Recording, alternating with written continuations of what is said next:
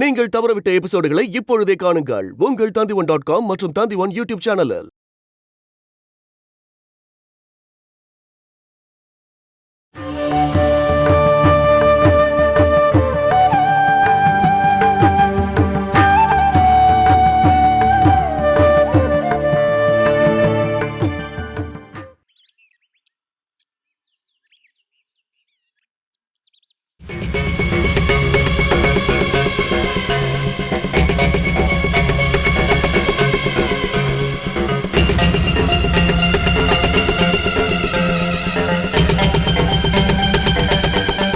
இப்படியே இருந்தா என்னங்க அர்த்தம்?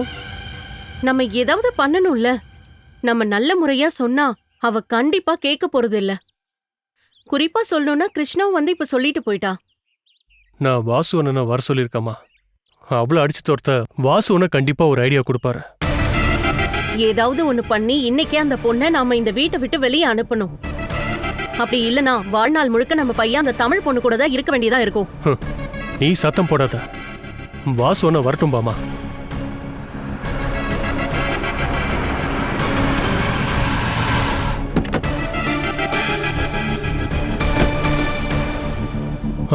வாசு அண்ணாவே வந்துட்டார். நீ போய் டீ கொண்டு வா.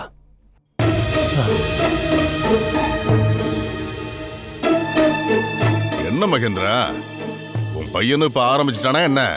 இதெல்லாம் கொஞ்சம் கூட சரியில்லப்பா. என்னென்ன பண்றது? அவனை அடிச்சு திருத்துற வயசெல்லாம் தாண்டி அவன் எங்கேயோ போயிட்டான். நாம அவனுக்கு சொல்லி பார்க்கறத விட வேற நமக்கு என்னதான் பண்ண முடியும் சொல்லுங்க? ஊர்ல வேற பொண்ணே இல்லாத மாதிரி அந்த ஏரியாவில் இருக்க பொண்ணை போய் அவன் பார்த்துருக்கானே. அந்த விமன்ஸ் காலேஜ் பக்கத்துல மட்டும் அவன் போயிருந்தான்னா ஏகப்பட்ட பொண்ணுங்க வந்திருப்பாங்க. அதுவும் ரொம்ப ரொம்ப சின்ன வயசுல. அதுல ஏதாவது ஒரு பொண்ணை இவன் லவ் பண்ணிருக்கலாம்ல மகேந்திரா? இது இப்ப எங்களுக்கு போக போக பெரிய பிரச்சனையா வந்து நிக்குதா. அவ எங்க மகி? உள்ள இல்லையா? இருக்கா ரூம்குள்ளதான் இருக்கா. வந்த உடனே ராகுல் 4-5 அடி வர அடிச்சிட்டான். அவன் கோவத்தை அவன் தீர்த்துக்கிட்டான். அதான் உள்ள உட்காந்து அழுதுட்டு இருக்கா. மறுபடியும் அவன் பைத்தியக்காரத்தனத்தை தான் பண்ணிருக்கான். ஏன் அப்படி சொல்றீங்க? இப்படிப்பட்ட நேரத்துல தான் நாம மூளை யூஸ் பண்ணணும் மகி.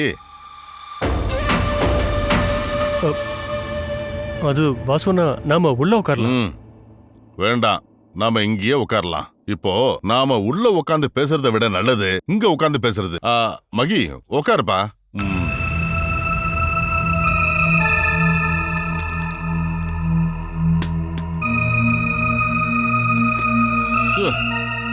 இருந்தாலும்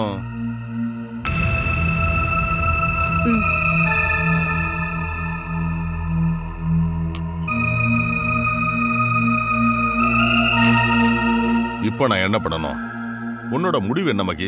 அந்த பொண்ணையே ஏத்துக்கலான்னு நீ முடிவு பண்ணிட்டியா என்ன?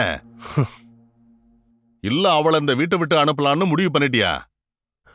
அவளை ஏத்துக்கிறத விட நல்லது நான் தற்கொலை பண்ணிக்கிறது தானே. சீக்கிரமாவே அவளை அடிச்சு துரத்தணும். அதுதான் எங்களுக்கு முக்கியம். கொஞ்சம் பணத்தை கொடுத்து பார்த்தா என்ன? 1-2 லட்சம். இந்த மாதிரி இருக்கிற சில லோ கிளாஸ் பொண்ணுங்கள்லாம் லட்சம்னு சொன்னாலே விழுந்துருவாளுங்க. அதை நம்ம செக் பண்ணி பார்க்கலாமா? அதெல்லாம் செக் பண்ணி பார்த்தாச்சு வாசு அண்ணா. இங்க பாருங்கண்ணா, நான் என் வலையில கொடுத்து பார்த்தேன். அது மொத்தம் 6 பவுன். அதையும் எடுத்துட்டு போன்னு சொல்லிட்டேன். அதுக்கும் அவ சம்மதிக்கவே இல்ல. என் பையனோட வாழ்க்கையை நாசம் பண்றதுக்காகவே அந்த பொண்ணு பிளான் பண்ணி தான் இங்க வந்திருக்கா போல. அவளோட ஃபேமிலி கிட்ட போய் நம்ம பேசி பார்த்தா என்ன? அந்த ஏரியாவில் இருக்கிற 1-2 பேரை எனக்கு தெரியும். அவங்க எல்லாம் ரவுடிங்க தான். என்னோட சில வேலைகள்லாம் செய்யறதுக்கு அவங்கள வர சொல்லுவேன். அவங்கள வச்சு மிரட்டி பார்த்தா என்ன? அதால எந்த பிரயோஜனமும் இல்லைன்னு தான் தோணுது. காரணம் ராகுல மாட்ட வச்சதுக்கு பின்னாடி கிருஷ்ணா தான் இருந்திருக்கா. நாம தப்பிக்க வச்சிருந்த எல்லா பிளானையும் அவ நல்லா அடைச்சு வச்சுட்டா. பிளான் பண்ணிருக்கா. ஓஹோ, அவதான் இதுக்கு பின்னாடி இருக்காளா? அப்படிதானே? அப்படின்னா நாம கொஞ்சம் ஜாக்கிரதையா தான் இருக்கணும். கிருஷ்ணா சப்போர்ட் பண்றதால அவளும் அவன் ஃபேமிலியும் இதுல இருந்து பின்வாங்குவாங்கன்னு எனக்கு தோணல. புளிய கம்பா பிடிச்சிருக்கால. நாம 2 லட்ச ரூபாய் கொடுக்கறோம் சொன்னா கிருஷ்ணா 4 லட்ச ரூபாய் கொடுக்கறேன்னு சொல்வா. அப்படின்னா நாம வேற ஒரு வழியை கண்டுபிடிக்கணும். எந்த வழியா இருந்தாலும் அதுல கிருஷ்ணா இன்வால்வ் ஆகாம இருக்கணும். கொஞ்ச நேரத்துக்கு முன்னாடி அவ நேரடியா வந்து எங்களை மிரட்டிட்டு போனா. அந்த பொண்ணை நாங்க ஏதாவது டார்ச்சர் பண்ணோம்னா நாங்க ஜெயிலுக்கு போகணுமா? வரதட்சணை கொடுமை, சித்திரவதை கொடுமைன்னு இந்த மாதிரி இப்பெல்லாம் நிறைய கேசஸ் இருக்கு இல்லையா? போலீஸ் உள்ள வந்ததுனால தான் இது இவ்வளவு பெரிய பிரச்சனையா இருக்கு. எந்த நேரம் பார்த்து அந்த சதானந்தனும் காலை வாரிட்டான். நன்றி கெட்டவன். எத்தனை தடவை எவ்வளவு பணத்தை அந்த ஆளுக்கு இந்த கையாலே எண்ணி கொடுத்துருக்க தெரியுமா அவனுக்கு? ஆனா எனக்கு உதவின்னு வரப்ப எதுவும் தெரியாத ஒரு அப்பாவி மாதிரி நடிச்சிருக்கான் அவன். மாப்பிள்ள ஃபோன் பண்ணி எல்லாத்தையும் என்கிட்ட சொல்லிட்டாரு. நான் அந்த சதானந்தன் கிட்ட எல்லாம் கேட்டுட்டேன். டிஎஸ்பி ஆர்டர் போட்டாரு, நான் அதை செஞ்சேன்னு சொல்றான். ஆனா டிஎஸ்பி இந்த விஷயத்துல இன்வால்வ் ஆகலன்னு எனக்கு நல்லாவே தெரியும். பரவாயில்ல, சதானந்தனுக்கு கொடுக்க வேண்டியத நான் கொடுத்துட்றேன். எவ்வளவு கொடுத்தாலும் அவனுக்கு பத்தாது இல்லையா? அவனுக்கு வயிறு நிறைய நான் கொடுத்துட்றேன். சரி, இந்த ராகுல் விஷயத்தை என்ன பண்றது? இப்ப அதை தானே யோசிக்கணும்.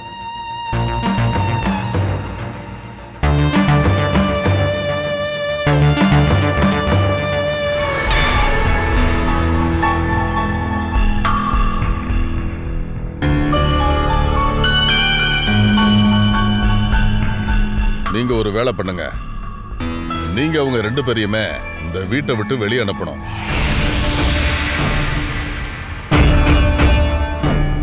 அதுக்கப்புறம் என்ன பண்றது? அந்த பொண்ணுக்கு எதுவும் தெரியாதுன்னா அவளே தெருவுல இருந்து வந்திருக்கா. ஆனா ராகுல், அவ எனக்கு மகனா போயிட்டானே, அவன் தெருவுக்கு போய் பிச்சை எடுக்கிறத பார்க்கணுமா?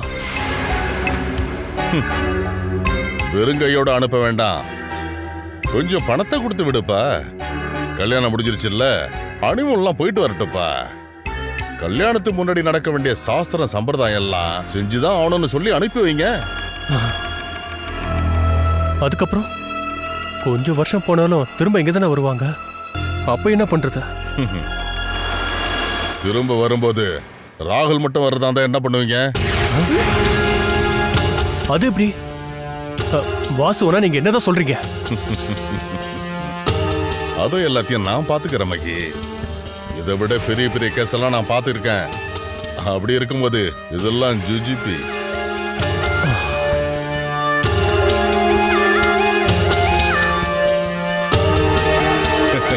நீங்க எதுக்கும் பயப்பட வேணாம்.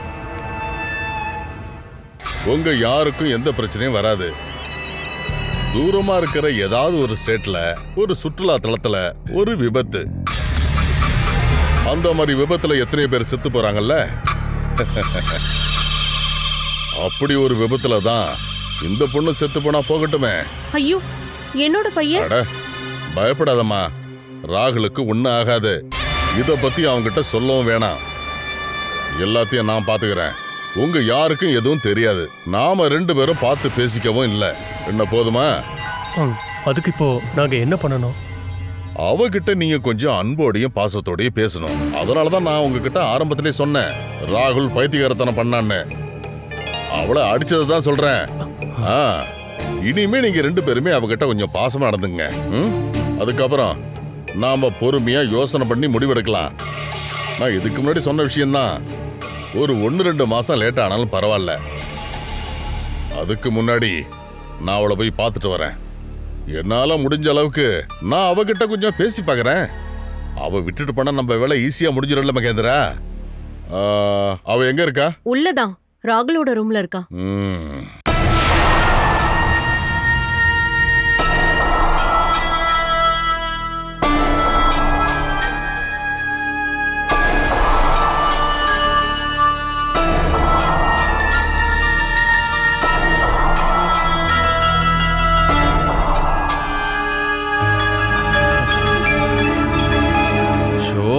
இவளை பார்த்தாலே கோவம் தான் வருது.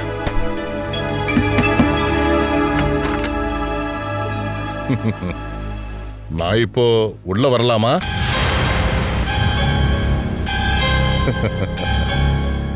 நீ வருத்தப்பட வேணாம் ராகுல. இதுக்கெல்லாம் பரிகாரம் பண்ணிடலாம். அங்கிள், இவ என்னை ஏமாத்திட்டா. இவகிட்ட சில விஷயங்கள்லாம் நான் பேசி ஆகணும். நீ கொஞ்ச நேரம் வெளியே போயிரு. அப்படியே போகும்போது அந்த கதவை சாத்திட்டு போயிடு. ராகுல்,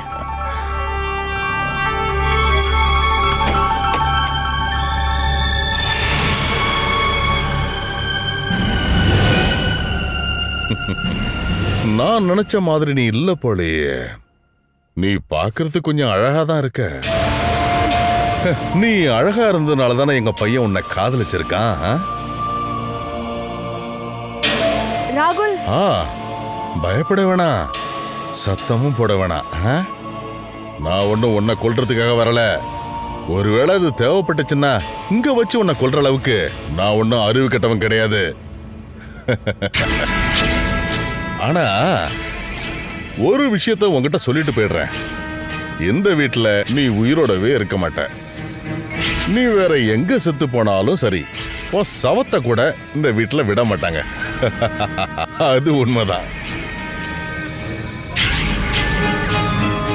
நீயும் உன்னோட ஸ்பான்சர் கிருஷ்ணாவும் சேர்ந்து சொல்லிக்கிட்டு இருக்கிற வரதட்சணை கொடுமையும் குடும்ப வன்முறை மரணம் எல்லாமே ஒரு பொண்ணு சாகிறதுக்காக இருக்கிற ஆயிரக்கணக்கான காரணங்கள்ல இதுவும் ஒண்ணுதான். அது இல்லாமலே சாகலாம். அது நடக்காம இருக்கணும்னா நான் உனக்கு ஒரு வழி சொல்லித்தரேன். அந்த வழியில நீ தப்பிச்சு போ. இப்ப சொல்லு, இந்த உறவை முறிக்கிறதுக்கு உனக்கு எவ்வளவு பணம் வேணும்? அம்மா, நீ பயப்படாம சொல்லுமா. அதுக்காக நீ கோடிக்கணக்கான பணம்லாம் கேட்க கூடாது.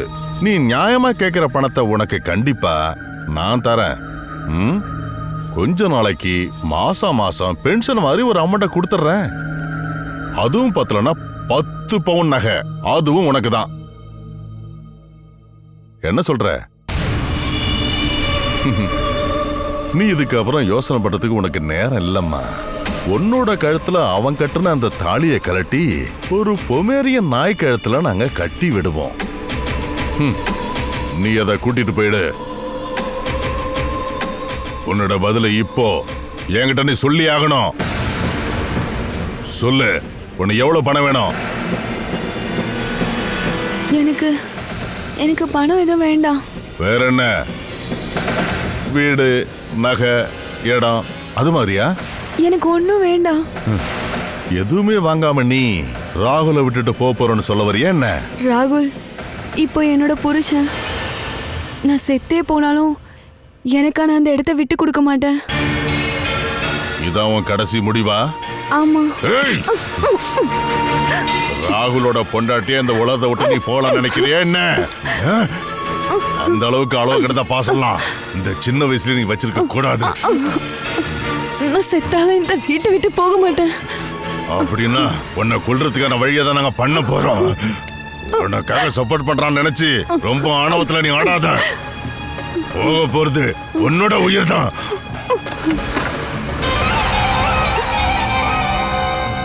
என்ன ராகுல்? அங்கிள், உங்க போன். அவதான் கிருஷ்ணா. கிருஷ்ணாவா? அவ எனக்கு கால் பண்றா.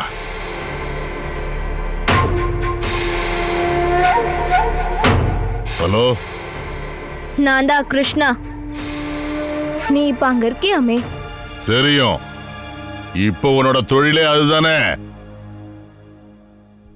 உனக்கு அங்க நியூஸ் வந்துகிட்டு தானே இருக்கு. மேலங்குளத்தோட ராகுலோட பொண்டாட்டியா இருக்க மணிமேகலன்ற தமிழ் பொண்ண அவளை மட்டும் அடிச்சு வெளியே துரத்திடலான்னு நினைச்சிட்டு வந்திருந்தேனா, அது நடக்காதுன்னு சொல்றதுக்காக தான் கால் பண்ணிருக்கேன்.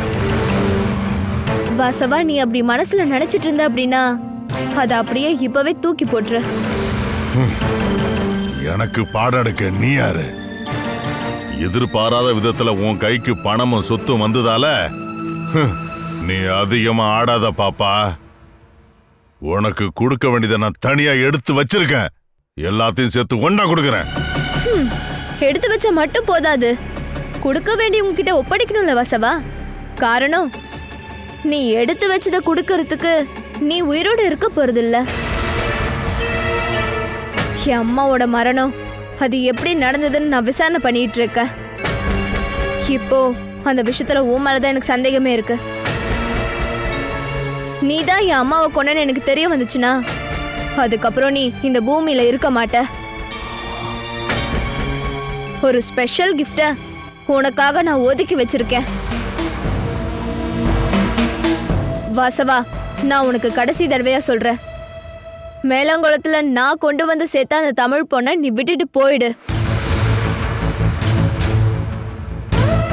அவளை கொலை பண்றதுக்கோ துரத்தி விடுறதுக்கோ உன் முட்டாள் மூளையில நூத்துக்கணக்கான வழி உண்டாகும்னு எனக்கு தெரியும்.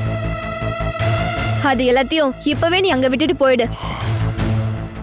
இல்லனா உனக்காக நான் ஒதுக்கி வச்சிருக்க அந்த பரிசு சீக்கிரமா உனக்கு கொடுக்க வேண்டியதாயிடும்.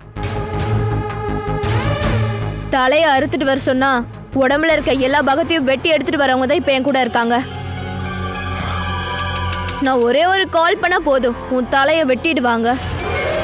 சீக்கிரமா இடத்த காலி பண்ணு. நம்ம 2 பேருக்குள்ள இருக்க கணக்க கூட்டியும் கழிச்சியும் நான் பத்திரமா வச்சுக்கிறேன். தயவு செஞ்சு நீ அதை திருத்த முயற்சி பண்ணாத. கிளம்பு.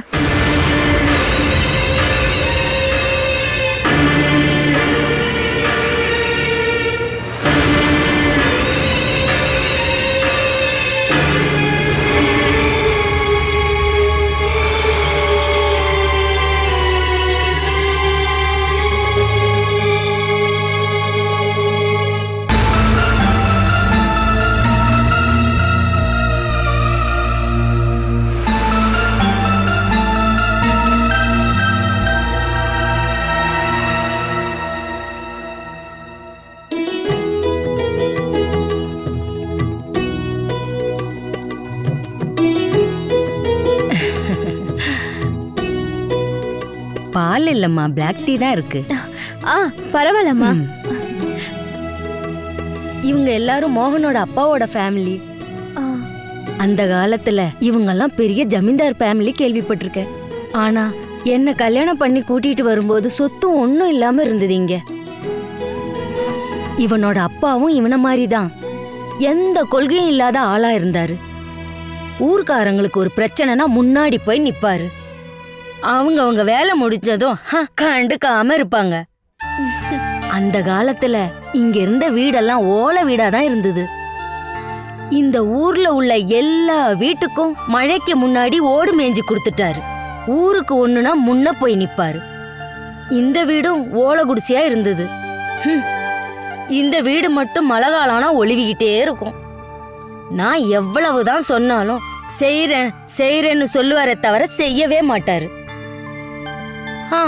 அதுக்கு பிறகு நான் கேட்கறதையே நிறுத்திட்டேன். அவர் இஷ்டப்படியே பண்ணட்டும்னு விட்டுட்டேன். அதே சுபாவம் தாமா மோகன் கிட்டயும் இருக்கு. நீ பார்த்தல, கல்யாணம் கூட பண்ணிக்காம ஊருக்காரங்களுக்குன்னே வேலை செஞ்சுக்கிட்டு இருக்கான். அம்மா, நீயாவது அவனுக்கு சொல்லி புரிய வைமா. அதெல்லாம் நேரம் வரும்போது நடக்குமா, நீங்க வருத்தப்படாம இருங்க. எப்படி வருத்தப்படாம இருக்கிறது? நான் அவன் அம்மா ஆச்சு. எனக்கு இருக்கிறது ஒரே பையன். அவன் இப்படி ஊரா அலையும் போது எப்படிமா வருத்தப்படாம இருக்க முடியும்? அவனுக்குன்னு வேலை இருக்கா? அதுவும் இல்ல. சின்ன வயசுல ஒரு வேலைக்குன்னு போய் சம்பாதிச்சு அவனுக்குன்னு பிடிச்ச ஒரு பொண்ணை கல்யாணம் பண்ணிக்கிட்டு 2-3 பிள்ளைங்களை பெத்து வாழ வேண்டிய என் பையன் இப்படி இருக்கிறத பார்க்கும்போது என்னோட மனசு நொந்து அவங்கிட்ட பேசிடுவேன். அதுக்கு பிறகு அவன் என்னை அடிக்கவே வருவான். இருந்தாலும் என்கிட்ட பாசம் இருக்கு. ஆனா அவனுக்கு வெளிக்காட்டதான் தெரியாது. இதோ வரான் பாரு. ஓ, நாம பேசுனது அவன் கேட்டிருந்தானா என்ன உண்டு இல்லைன்னு பண்ணிடுவான். வர வழியில கார் இருக்கிறத பார்த்த உடனே தெரிஞ்சிருச்சு யாரோ வீட்டுக்கு வந்திருக்காங்கன்னு. வந்து ரொம்ப நேரம் ஆச்சாமா? ஒரு 10 நிமிஷம் தான் ஆச்சு. நான் அம்மா கிட்ட பேசிட்டு இருந்தேனா. சும்மா சொல்லாத. நிஜமாதான். ஒரு ஆள் கிடைச்சிட்டாங்கன்னா அம்மா தான் அவங்கள்ட்ட பேசுவாங்களே தவிர மத்தவங்க பேசுறதுக்கு அனுமதிச்சது இன்னைக்கு வரைக்கும் நான் பார்த்ததில்லம்மா. அது என்னடா, அம்மாவோட காது கேட்காதுன்னு நினைச்சியா? காது கேட்காதனால இல்லல, வாயை கொஞ்சம் அடக்கி வச்சாதானே காதுக்கு கொஞ்சம் வேலை கொடுக்க முடியும். சுருக்கமா சொன்னா, அம்மா போட்ட மொக்கையை கேட்டுட்டு இவ்வளவு நேரம் வாயடிச்சு நின்ன இல்லையா? கூடவே என்ன பத்தியும் குத்தம் சொல்லியிருப்பாங்க. ஆமாண்டா, அம்மா சொல்றது எல்லாமே குத்தம்தான். நீ பண்றது எல்லாமே சரி. உன் இஷ்டப்படியே பண்ணு. அம்மா போய்கிட்டு இருக்கேன். என்ன பார்த்தாலே உனக்கு கடுப்பா இருக்குல்ல? ஏன்னா அவங்க கிட்ட அப்படி பேசுறீங்க? எங்க 2 பேருக்குமே இதை விட்டா வேற வேலையே கிடையாது. வா உட்காருமா. இது வேற நான் தனியா சொல்லணுமா?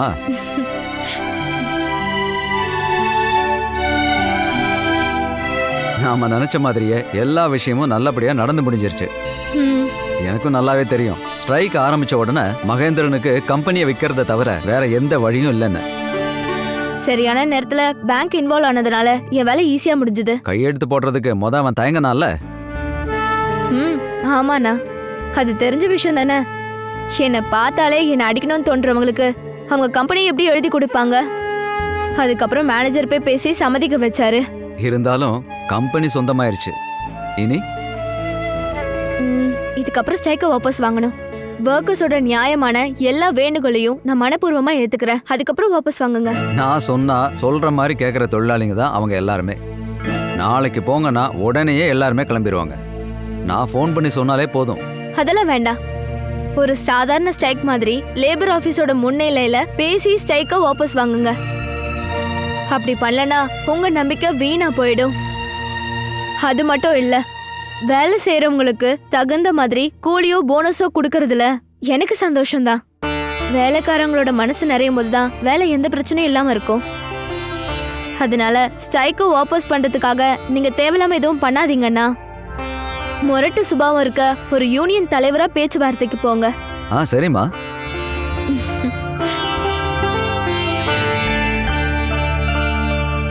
இதுக்கப்புறம் இன்னொரு உதவி எனக்கு உங்ககிட்ட இருந்து கிடைக்கும்னு எதிர்பார்த்து தான் வந்திருக்கேன்.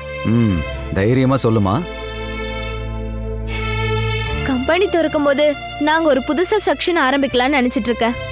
தொழிலாளிகளோட ஹெல்த் கண்டிஷனுக்காக ஒரு செக்ஷன், அவங்களுக்கு தேவையான பொருட்கள், சிகிச்சைக்கான வசதிகள், பசங்களோட படிப்பு பிரச்சனைகள், இந்த மாதிரி நிறைய விஷயங்களை புரிஞ்சுக்கிட்டு அது எல்லாத்துக்கும் சரியான நேரத்துல அவங்க எல்லாருக்கும் உதவுறதுக்கு ஒரு வெல்ஃபேர் டிபார்ட்மெண்ட்.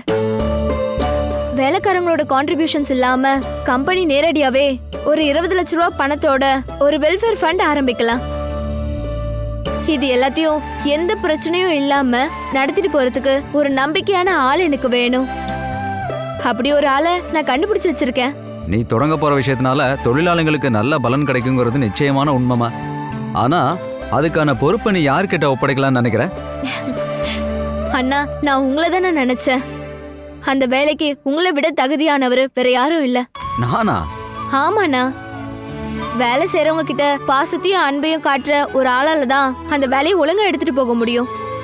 இந்த ரெண்டுத்தையும் நான் உங்ககிட்ட ஒரு ரெக்வஸ்டா வைக்கிறேன். எனக்காக அந்த வேலையை செய்யறதுக்காக எவ்வளவு சம்பளம் வேணும்னாலும் கேளுங்க, நான் கொடுக்குறேன். நீங்க தயங்காதீங்க. எனக்கு ஒரு வேலை கொடுக்கலான்னு நினைச்சிருக்கேல்ல, அதுக்கு உனக்கு நன்றிமா. ஆனா நான் அதை வேண்டான்னு சொன்னா அதை அகம்பாவம்னு நினைச்சிடாதமா. நீங்க எதுக்காக வேண்டான்னு சொல்லணும்? கம்பெனில ஒரு ஆபீஸ், ஃபண்டை ஹேண்டில் பண்றதுக்கான எல்லா பொறுப்பும் உங்ககிட்ட தான். காரு, மற்ற வசதி வாய்ப்புகள், இது எல்லாத்தையும் நான் ப்ரொவைட் பண்றேன். நீங்க என் கம்பெனில இருந்தீங்கன்னா அது எனக்கு தைரியமா இருக்கும்னு. எனக்கு அந்த கம்பெனியில மட்டும் இல்லம்மா, உலகத்துல உள்ள எல்லா தொழிலாளர்களுக்கும் நன்மை செய்யக்கூடிய ஒரு ஆளா இருக்கதான் எனக்கு விருப்பம். என்னோட கனவும் அதுதாம்மா. நான் மட்டும் அங்க வேலைக்கு வந்தா என்னோட கனவுக்கு நானே விலங்கு போட்ட மாதிரி ஆயிரும்ல. ஆனா நீ பயப்படாதம்மா, வெளியில இருந்து உனக்கு என்ன ஹெல்ப் வேணாலும் நான் செய்யறேன். உங்க இஷ்டம் என்னவோ அதுவே பண்ணிக்கலாம் அண்ணே. நான் என்ன பண்ணணும் அப்படின்னு நீங்க சொன்னா போதும். நீ எனக்காக கொடுத்த இந்த வேலைய நான் வேண்டான்னு சொல்லிட்டேன்ல, அதுக்கு பதிலா என்னோட அம்மாவுக்கு அங்க ஏதாவது வேலை போட்டு கொடுத்தேன்னா ரொம்ப நல்லா இருக்கும். உன்னால முடிஞ்சா கூட ஏதாவது கூட்டி தொடக்கிற வேலையா இருந்தாலும் சரி, என் குடும்பத்துக்கு ஒரு நிரந்தர வருமானம் கிடைக்கும். அம்மாக்கு வேலை கொடுக்கறதுல எனக்கு ரொம்ப சந்தோஷம்.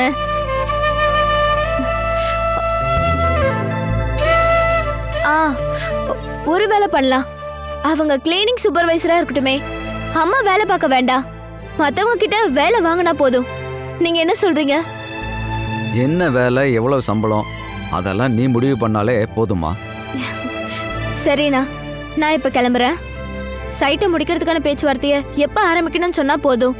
ஒருவேளை என்னால வர முடியலனா மேனேஜர் கண்டிப்பா வந்துருவாரு. நீங்க என்ன சொல்றீங்களோ அதை கேட்கறதுக்கு நான் அவர்கிட்ட சொல்லிடுறேன்னு. அம்மா கோவமா இருக்காங்கன்னு தோணுது, நான் உங்ககிட்ட சொல்லிட்டு போயிடுறேன்.